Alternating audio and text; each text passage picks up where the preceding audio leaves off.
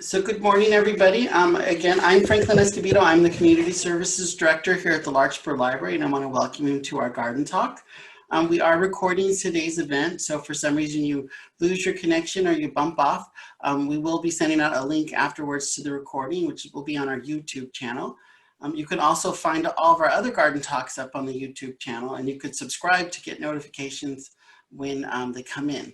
We'll also be using the Q&A box today or the chat box to ask questions, and me and Joe will relay the questions. But again, thank you for joining us, and we'll start momentarily. And don't forget, we're also open on Tuesdays through Saturdays from 12 to 4 for curbside. We're still not open to the public yet, but we are providing curbside service to everybody. So if you want a book, a movie, an audio book, you can place it on hold, and we'll have it for you at curbside.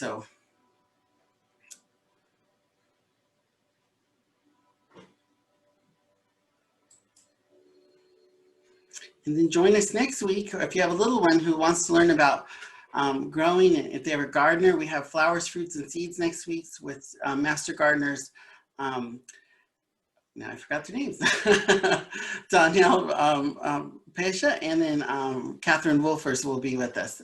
But this week we're here with Joe Jennings, UC Master Gardener, and UC Master Gardener Julie McMillan, who's an author and a writer as well as a Master Gardener, and Dewey has an article out today in the Marin IJ. So we'll give it one more moment as people still coming into the room. Again, we are recording today's event, and if you get bumped out, you can find it on our YouTube channel.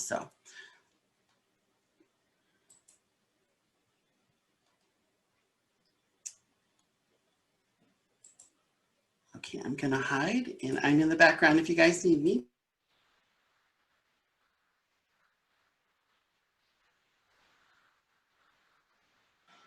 So I want to welcome everyone. This is Joe Jennings from UC Master Gardeners and the Commons Foundation.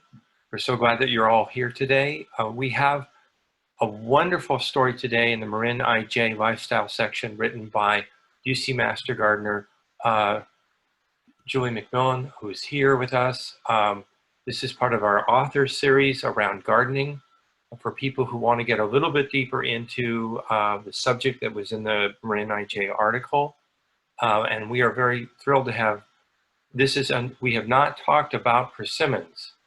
And so this is great. We now have a class on persimmons. I'm thrilled. They are all around me here in Larkspur, and I've been curious. So I'd like to introduce you all to Julie McMillan. And my first question, Julie, is just, can you tell us about yourself and how did you get into Marin Master Gardeners and into persimmons? Good morning, Joe and everyone. I became a Master Gardener in 2016, partly because my husband was asking me, what are you going to do with this horrible lawn area? I didn't really realize the volunteer component of Master Gardeners until I was heavily immersed in the program. And I was initially doing it more for selfish reasons, primarily to address this backyard issue, as well as to learn about plants and gardening. So this is the before of my backyard. It was really ratty lawn. To the right in the picture, there was a swing set that my kids used to play on, and my kids are in their 20s now, so it was languishing. I used this area as part of my Marin Master Gardener project, and this is the after. And I installed a lot of raised beds and then some flowers going down the middle.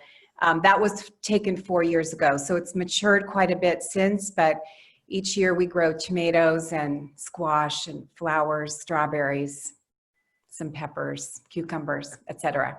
So that's how I became involved. Julie, do you want to switch to just view so you don't see the edit on the site, on PowerPoint or on the view? If you just click the play button, it should go to the slideshow. Okay. Okay, is that better? Much better. Perfect. Thank you, Alex Wu. Uh-oh, but I can't see all my slides. That's okay. We'll be fine. So then how, I can see the Master Gardener connection, but what's the connection to persimmons? So now I'm going to have trouble getting to my my slide where I wanted to show the picture. If you tap your mouse on the screen, you should start be able to advance. There you go. Okay. So when I was a little girl, my dad's mother's sister was named Ruth. So my great aunt Ruth had this beautiful persimmon tree in her garden in Los Altos. And it used to produce hundreds of persimmons. And one of my dad's most favorite cookies for Christmas was persimmon cookies. And so I would get persimmons from my great aunt Ruth's tree and make him persimmon cookies. So every time I make persimmon cookies or see a persimmon, I think of both of them. Oh, how nice. How nice. So persimmons are unfamiliar to some people. So can you tell us about where they're from and how they're used? Yes. Franklin, how do I go back? You should be able to use the keyboard and use the back arrow. Oh, I see up here. I'm so sorry. It's okay. Joe, can you tell me your question again? Can you tell us about persimmons and where they're from? Yes. Persimmons are native to central China. They're considered by some as fruit of the gods. They are currently Japan's national fruit. They were brought to California in the mid-1800s. They are grown commercially in the San Joaquin Valley, San Diego, Riverside, and Orange counties. California produces 99% of the persimmon crop in the United States today. In 2012, which is the last year that I could find statistics about California's production, it produced over 34 million pounds of persimmons, worth over $20 million. Wow. Now, how are they used? Are they for baking or as a fruit? They are, let's see. You can cook with them. And as I said, I use them for cookies. There's persimmon pudding. A friend of mine just recently gave me what looks like a great recipe for persimmon bread. You can use them for snacks, salads. You can dry them. I think there's two kinds of persimmons that I like to look for, hachia and fuyu. I think hachia is better to add to baking recipes when they're really soft, like an overripe tomato. The fuyu are better raw, added to salads or used as snacks. Do you want to show us? I think you had pictures of both. Yes, I do. Here they are. So the hachia is more like an acorn, and I actually ran around yesterday to several stores looking for examples so that I could show you. But of course, I realized after I did that you don't harvest persimmons until about November. So not surprisingly, I was unable to find any props to show you. So we have to look at the pictures. Hachia is more like an acorn with the pointy ends, as you can see from the picture. The fuyu is more kind of like a flatter, more like an apple. Let's see, where am I? The hachia is astringent, which means you do not want to eat it until it's totally ripe. Otherwise, it's going to be super bitter on your tongue. And you want to look for, if you're buying them at the store, you want to look for them that are dark orange. And when they're fully ripe, they're very, very dark orange, almost red. If you are growing them on your tree, you want to pick them early before they get soft and squishy, because the birds love hachia. And they grow to about 25 feet tall, and they grow very wide, 20 feet wide. So these are big trees. Now, They can be very big unless you continuously prune them to right. maintain their size. Yes. And then the fuyu. Fuyu are non-astringent, which means you can eat them when they're firm, like an apple. You can pick them when they're colored and ripen them in your kitchen, or you can pick them right off the tree and eat them. The trees grow in similar height to the hachia, but they are not quite as wide as the hachia when they're fully grown. So, Julie, in your experience, I think the persimmons that I see are the hachia that's in Larkspur. Do you have a sense of what do you see the most often locally?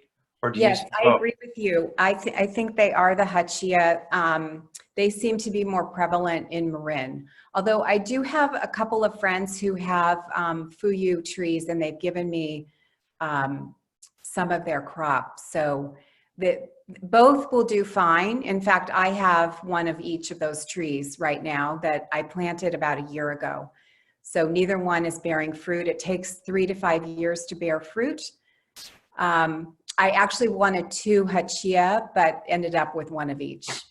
So it'll be fun to experiment. So, and when you and I were talking about this earlier, both your article and then the deck and the background materials, this is an aesthetic as much as a gardening call, because this does change how a garden looks to put in one of these persimmon trees. It is a very unique look in the fall. Yes, it's a very unique look. In fact, it kind of reminds me of a Christmas tree because it's one of the few plants that has color in November and December. And when you're driving around Marin, all of a sudden you'll see these trees with no leaves with these orange ornaments. So it can become a focal point in a garden.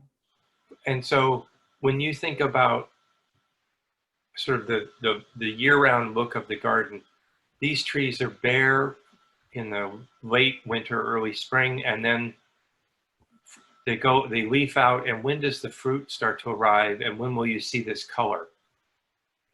The fruit arrives in November, and the leaves turn gorgeous yellow and orange starting in October, and then basically they fall off in November.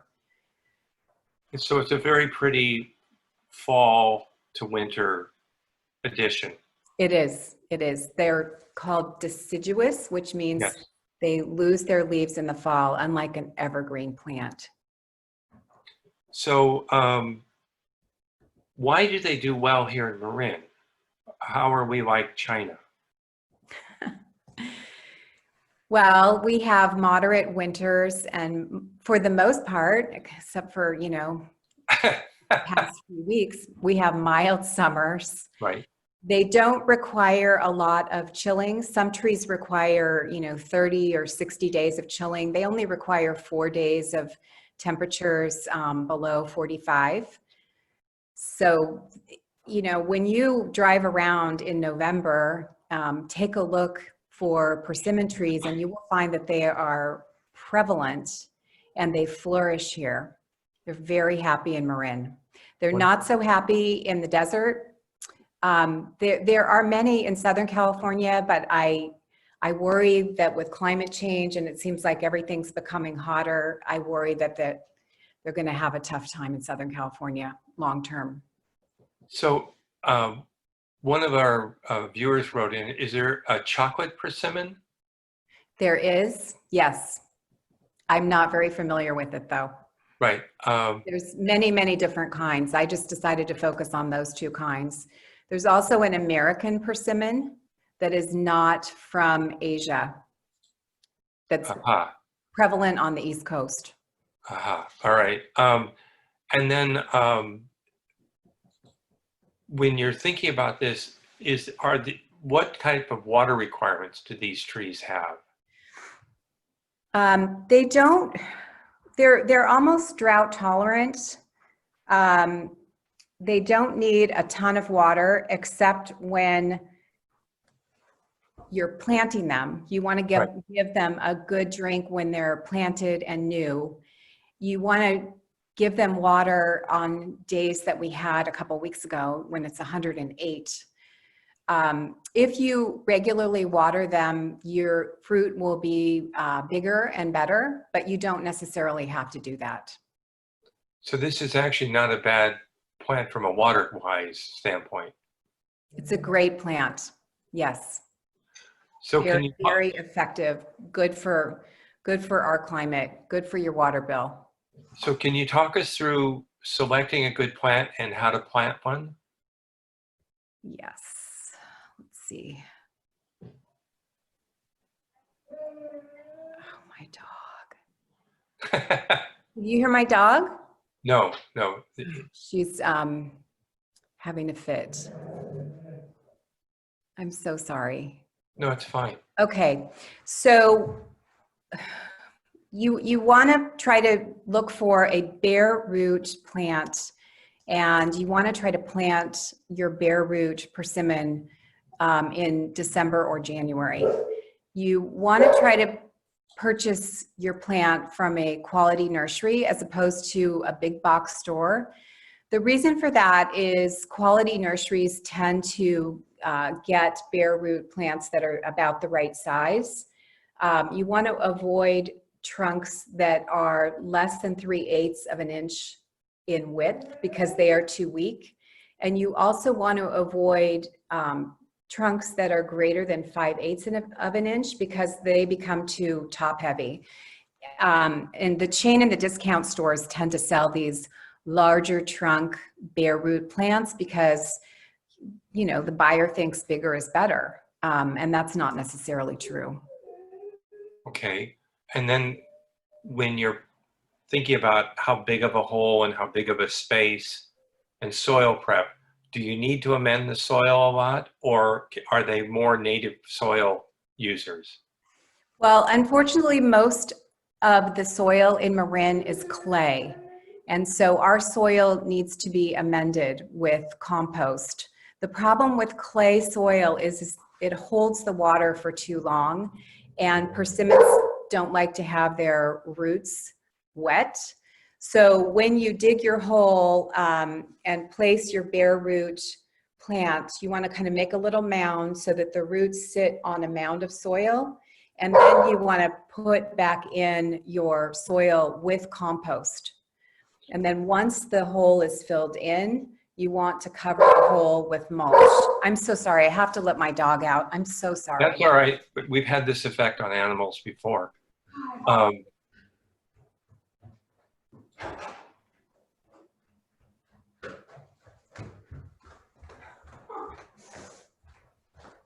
Sorry about that. Thank you.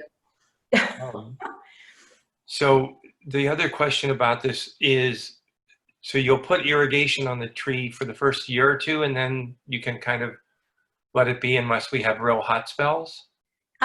Yes, or if you're worried that you're going to forget to water it occasionally, you can put drip emitters around the trunk, not touching the trunk, and then as the tree gets bigger and bigger, move the emitters out to be below the canopy of the tree. And then you had a slide earlier. You're fertilizing annually. How often do you fertilize? Just once a year. Let's see. There you go. Once a year is good. Late winter or early spring before the growth really takes off, and use a balanced 10-10-10 of fertilizer. And as the tree gets bigger, you don't want to just plop the fertilizer right at the base of the tree. You want to cover the area underneath the canopy of the tree. And then do you rake the fertilizer in or water right away? You can water it, yes. Perfect. Yes. One of the Nancy Gibbs wrote in, when the tree is going into fruit, should you thin the fruit or just let it produce as much as it wants? You know, I have not read any literature about thinning the fruit of a persimmon tree. I think probably the best thing to do is take care of that issue in the early spring with pruning, and make sure that the branches of your tree are fairly strong and they aren't crossing each other, and you get rid of those little branches so that the existing branches are strong enough to hold the fruit. I Right. do have a slide on pruning. Oh, good. Well, Yeah, there we go. there. Yeah. And you obviously want to remove any dead limb. Right. The great thing about persimmons is they can also be made into an espalier, which basically means a tree growing flat, usually a fruit tree growing flat against a fence or a trellis. And I think they would be really beautiful with those orange ornaments hanging off of those horizontal branches. It's going to take some time, but I think it would be well worth it. So when you're thinking espalier, though, you need for persimmon quite a bit of room, don't you? I mean, this would be like along a fence or against a house, but is it like 12 feet in each direction or 8 feet? How much space is it? It could be 8 feet in each direction, yes. Or you could just, continue to trim them and keep it in a more confined area. Up to you, depending upon how much space you have. So when the trees are young, how much water are you putting on? And as they get older, how much more or less do you need to put on the tree? When you're trying to establish the tree, you want to water it more frequently, depending upon how much rain we get. You don't want it to get dried out. You can tell when it's getting taxed. Right. And then when the tree gets more established, it will need less water, unless we have it 108 degrees.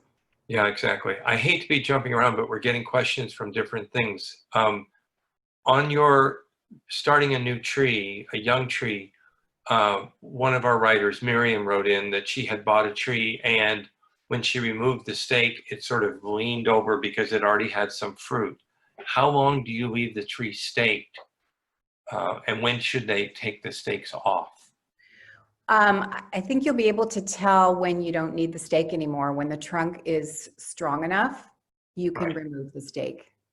Right. So it's a little bit of, it depends on the tree and the fruit level and the branching. Exactly. Are there parts of Marin where persimmons won't do well? Like coastal cool climates or out in West Marin or places like that? They do like the heat. So it may be a little more difficult to grow in areas that receive a lot of fog. And thinking about various regions in Marin, I have not seen any persimmons in the foggy areas or in West Marin. Okay. When you're planting in the fall, in December, January, so if a frost comes in, are you covering a persimmon or will it do okay with frost? It'll do fine, yeah. They're very hardy. Very interesting. Mm-hmm. So I hate to ask this, what are the downsides in terms of diseases and pests, Julia? They are relatively pest-free. The only pests that you may see are mealybug and scale, and those produce honeydew, which attracts ants. Also, if you leave rotting fruit on your tree, ants may go up and try to get those rotting fruits. So the thing to do for ants is apply Tanglefoot, which is that very sticky paste-like substance that you apply to the trunk of the tree above the graft. You don't want to apply it directly on the trunk of the tree, though. You need to put a layer of product called Tangle Guard, which is kind of like an ace bandage, just to insulate the trunk from the product itself. And then when the ants go crawling up, they get their feet stuck in that sticky stuff and they won't go up the tree. The other problem, a couple of other problems, I have planted my new trees in baskets so that the gophers will not eat the roots. And that seems to help. The other problem Can that you go into that a bit more? You mean gopher baskets, the big yes, wire mesh? yes. What happens when the tree gets bigger and the roots expand? I think the roots just go through the cage. I have that in most of the plants in my garden, and I have some pretty big plants now, and it doesn't hurt the plants. It just prevents the gopher from decimating the core of the roots. Wow. Will persimmons do well in a container? And if so, how large? I have seen some persimmons in containers, but I think they do need to be fairly large. And, you know, these trees can get very, very big. So I'm not sure I would put them in a container, frankly. I think they would be better in a larger area. The other thing I just wanted to say, I think I mentioned it before, was birds love the Hachiya persimmons. So you got to pick those early. Otherwise you won't have any. Uh-huh. When we have one of these heat waves, what's the indicator that the tree needs watering? You can tell when its leaves are drooping and it just looks a little sad. Okay. So I'm going to quickly check. Are there any dwarf varieties of persimmons? There are dwarf varieties. The literature that I've read, however, discourages using dwarf varieties. I'm not sure why. It's interesting. And then Meredith wrote that a farmer had told her to watch out for sunburn on persimmons. Have you encountered that? I have not encountered that. I'm not sure. I think, you know, most of the persimmon crop is grown in the Central Valley, where it is much, much hotter than it is here. So except for the couple weeks that we've had recently, I would be surprised about sunburn. These are pretty hardy plants. Okay. And then if you are trying to put it into a hedge or a screen or a espalier, when will you do that pruning? So actually, if you want to do it into an espalier, you want to start that almost immediately. When you buy your bare root plant, you want to cut just below a bud before you plant it. And it sounds very bizarre, but that's what you want to do, because by cutting it there, you're going to force the plant to grow horizontally instead of up. So that forms the beginning of the horizontal growth. I have seen people take a tree and cut the front and cut the back and then plant it to start making it into a horizontal screen. So you could do that as well. Okay. Early. And you want to do it early, and then you want to keep training it. And the thing about espalier or hedges, it requires pretty consistent training and maintenance. okay, yes, now it becomes a monthly project of keeping an eye on it. I have noticed persimmons are incredibly productive, at least the ones in this neighborhood where I live in Larkspur. But if you're trying to increase production of fruit, what do you do? I think you water it more, give it more water. Okay. Are there companion plants to persimmons, or I mean, is it just they stand on their own and they don't need anything else around them? They don't need a second persimmon for pollination purposes. They don't. They Okay. don't need anybody else. You can buy one and it will be fine. Now, in your article, you talked about cooking with persimmons, and I have numerous people who've written, can we get recipes? And you're also talking about your great Aunt Ruth. Could you explain this a bit? So She made these wonderful cookies that are just basically butter and sugar, a little vanilla, some yellow raisins, and the persimmon flesh of the hachia, and flour, of course, baking soda, baking powder. And I actually took her recipe in 2017 and entered the IJ cooking competition, baking competition for the holidays, and used some local persimmons. I used my friend Elizabeth DeRuff's Honore flour. I used neighbors' chickens' eggs, and I used Strauss butter to qualify for the Best in Marin category, which focuses on Marin ingredients. And so I was really happy to win in 2017 for the Best in Marin category. The picture is similar to how my cookies came out. And if you want the recipe, I'm happy to share it. You can just email me, juliemcmillan@comcast.net, and I will email you back the recipe. And these are low fat, low calorie. Yes, like all cookies, yes, they have, one thing about persimmons that I will share is they do have a lot of fiber. And if you eat them raw, they only have about 120 calories per persimmon. They're high in vitamins A and C and potassium, and they have no fat. Of course, the cookies have a lot of butter. Yes, yeah, but that's not the persimmon's fault. Exactly.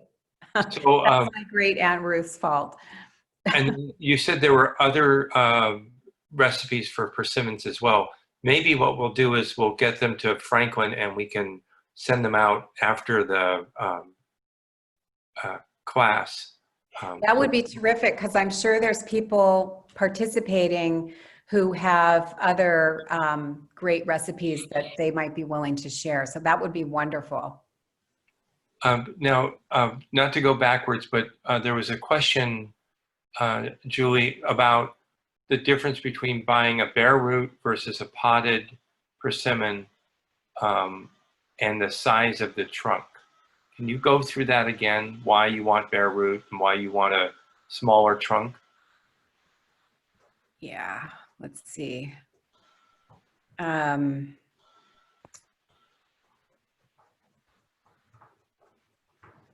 There we go. Yeah. You know, a bare root tree is going to be cheaper than an already established tree. So I think it's probably easier to deal with as well. It's going to be much smaller. Right.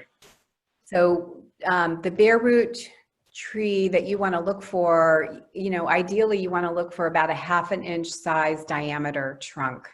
If it's less than 3/8 of an inch, it's going to be too weak. And if it's greater than 5/8 of an inch, it's going to be top heavy. The chain and the discount stores tend to sell the bare root that have a bigger trunk because people think that's better, but it's not necessarily better. And I think you want to avoid those. I think that the key is to go to a quality nursery and talk to the people who work there and get their advice on which bare root looks the best. Okay. And then have you looked at ordering fuyu versus hachiya? Are they both you want the same thing regardless of the variety? Yes. Okay. And you can order them online. I have not done that, but they are both available online. Okay. So you still want a credible nursery. I think that's really important. Okay. And then logically you're planting them when they are without leaves.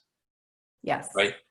Right. So it's a little disconcerting when you get this stick, but now it does look like a stick. Yeah, it is disconcerting, but you gotta trust that stick. Now your recipe, back to your recipe, the group is most interested in the recipe. Is it only for hachiya or is it also for fuyu? You can use fuyu as well. You just got to make sure they're really, really soft, and they require more mushing. I think the hachia is easier to cook with, frankly, to bake with, because by the time it's ripe, the consistency is more almost like jelly. And you just kind of squeeze it out of the persimmon into your liquid baking measuring cup so that you can measure it appropriately, and you dump it in. Super easy. Now, I'm not that good of a cook. Mushing, is that a cooking term? That's my term. Yeah, Oh, that's a Martha Stewart term. Oh, all right, very good. Maybe I mean mashing. Yeah, mashing. Mashing. Okay. Yeah. Now, pulling the camera all the way back, the key things to know about persimmons are how big are they? What's the right location? How much sun do they need? What is sort of the summary of what we should know before we go down the path of putting in a persimmon?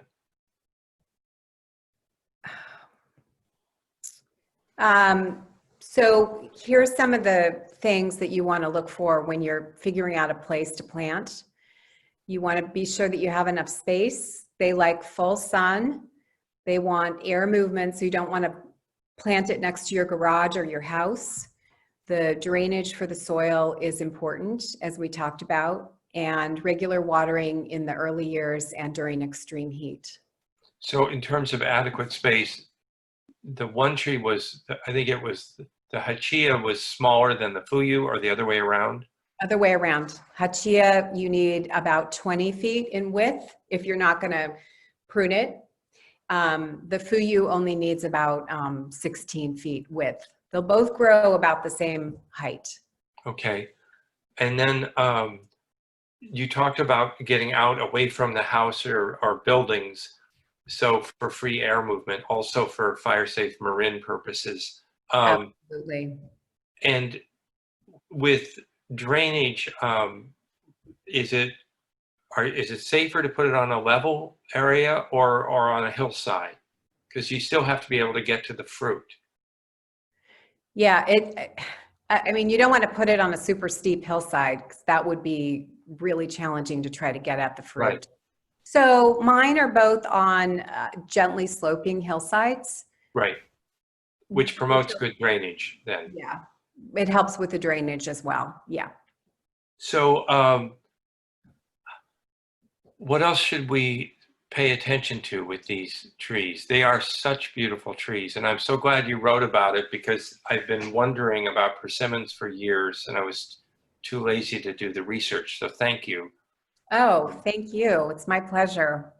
Brings back a lot of happy memories.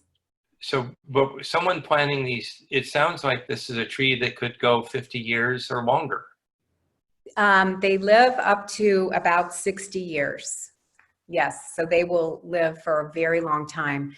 There's a beautiful, enormous one at Marin Art and Garden Center, right on the corner of Sir Francis Drake and Laurel Grove. And it is just enormous. And when you drive by in November or December, you'll just see these orange bulbs. I haven't quite figured out how to go onto that property and get that crop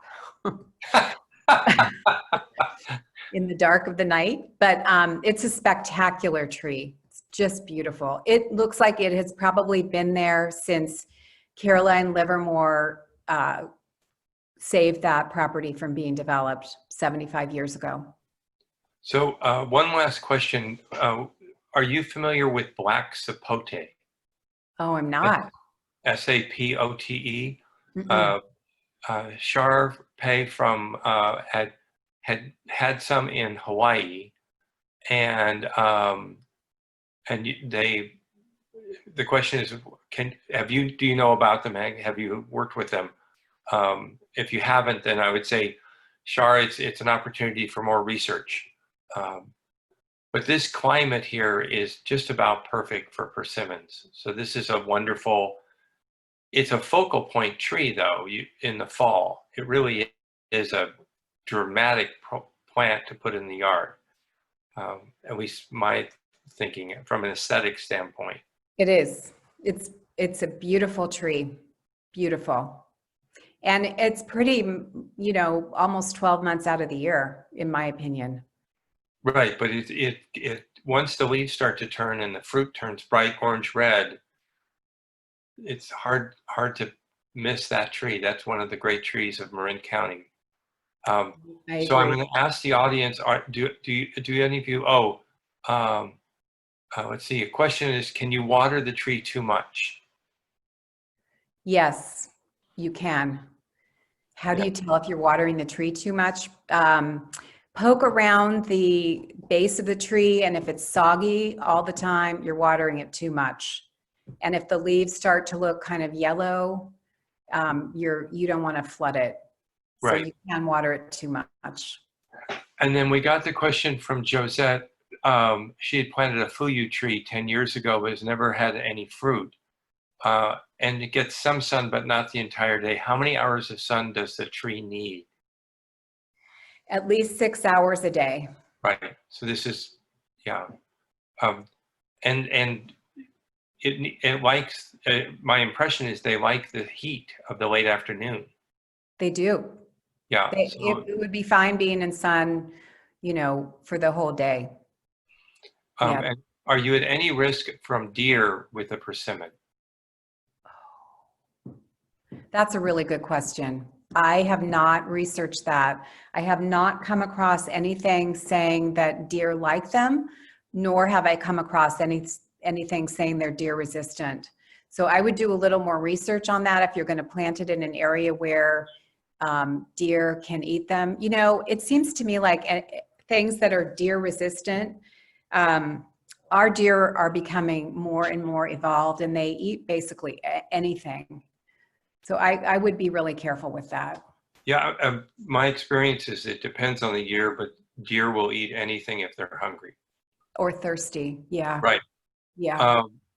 And then the other question that just came in is fruit drop.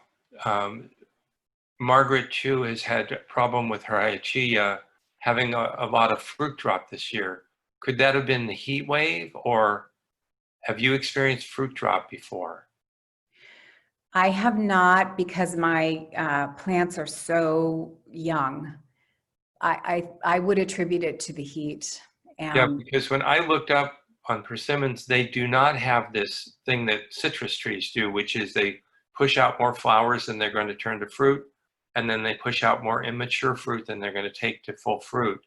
So they actually have fruit drop and blossom drop, and persimmons didn't seem to have that. Right. Well, this has been great. I think we've gotten to all the questions. From Northern Virginia. To the Northern very Virginia. bottom, just came in. Ellen is in North Virginia. She used to live in Mill Valley. And the question is, will it thrive in North Virginia? It should be okay. Yes. It really depends on how much frost you have, wouldn't it be? Yes. And how much snow. Right. And how much heat. Ellen, I would check with the master gardeners in your county in Virginia and look up to see if the nurseries are selling persimmons, because you might be, we're pretty much on the margin there. Well, there are different varieties. The ones that I have talked about are Asian persimmons. There is an American persimmon variety too that is prevalent in the South. So yeah, I think a good idea to ask your local master gardener what varieties work best in that region. Okay, and then we got a question from Nancy on what do the blossoms look like and when will it bloom? Oh, I'm so sorry. I can't tell you. I think it would, I'm speculating, but I think it blooms in the late summer. Right. And then Robert asked, he has an 8-year-old fuyu with a diminished crop this year. Should he be pruning it? I would prune it in the early spring, yes, and thin it out, make it stronger and healthier, and give it some fertilizer in the spring, and maybe give it a little bit of extra water. I think this has been such a bizarre summer with our massive heat wave. I think everything and everybody is feeling a little extra taxed. So Right. a little TLC would probably go a long way. And then Molly wrote in, my mature Hachiya tree drops 90% of its fruit every year. Oh. This is not natural thinning. How do I avoid this? That's a heck of a fruit drop. I would just try to pick them early, because Hachiya, you can pick them and ripen them in your kitchen. Ah, all right. You don't have to wait till they're ripe. Pick Very them good. early and then beat that fruit drop. Oh, very good.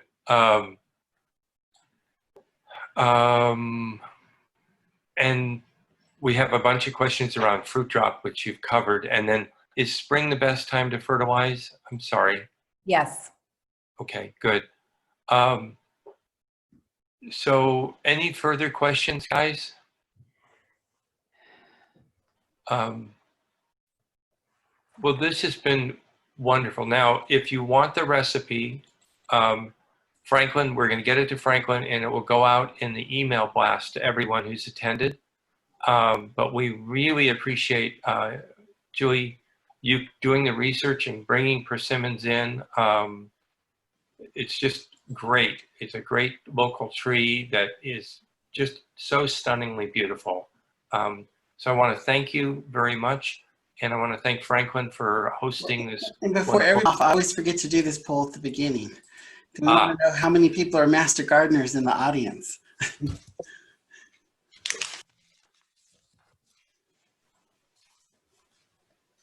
And in the follow-up email will be the link to the recording, a survey from the master gardeners. So if you're here for credit, make sure you fill out your survey and put your name in it. If you'd just like to fill out the survey, that'd be awesome too. We always love getting feedback and from these events, and the master gardeners really love the feedback as well. So.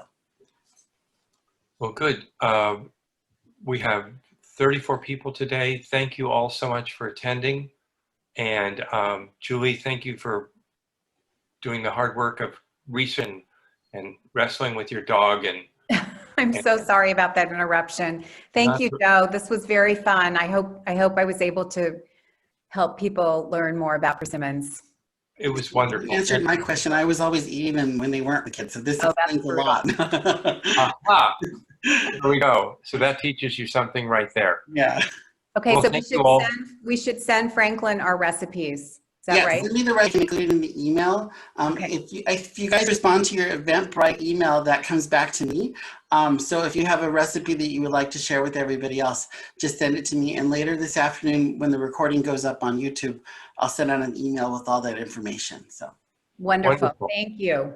Well, thank you so much. And we're going into the fall season, so soon it'll be persimmon time. That's right.